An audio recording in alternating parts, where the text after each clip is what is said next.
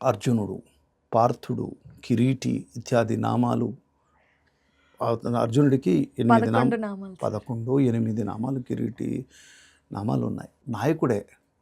మ్మ్. ఎందుకు నాయకుడు అంటే అర్జునుడు చాలా నియమనిష్టతోని విద్యాభ్యాసం చేశాడు. మ్మ్. ద్రోణాచార్యుడు అర్జునుడికి మాత్రమే విద్యని అలా ఉపదేశం చేశాడని మనం తప్పు పట్టకూడదు. ఎవరైనా ఉత్తమ శిష్యులు ఉన్నప్పుడు వాళ్ళకే చెప్తారు. చెప్పడం కాదు, వీళ్ళు అర్థం చేసుకుంటారు. ఆ. గురువు అందరికీ సమానంగా చెప్తారు, కానీ వీడి యొక్క చైతన్యంతో వీడు విద్యను అభ్యసిస్తాడు. మ్మ్. ఆ విషయం లోపల అర్జునుడు గొప్పవాడు.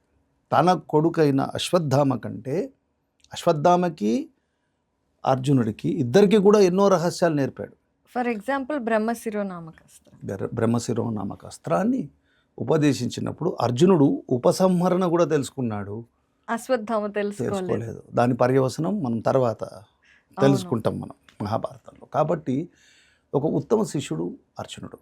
కాబట్టి అలాంటి ఉత్తమ శిష్యుడు యొక్క క్షత్రియుడు అయి ఉండి ఉత్తమ శిష్యుడు కాబట్టే సాక్షాత్ శ్రీకృష్ణ భగవానుడు అర్జునుడికి ఉపనిషత్ సారాన్ని, ఉపనిషత్తులో ఉన్న మర్మాలని, వేదసారాన్ని అంతా కూడా భగవత్ స్వరూపంలో భగవత్ స్వరూపుడైన తాను భగవద్గీతను బోధించినాడు. కాబట్టి is a good best student and a exemplary warrior.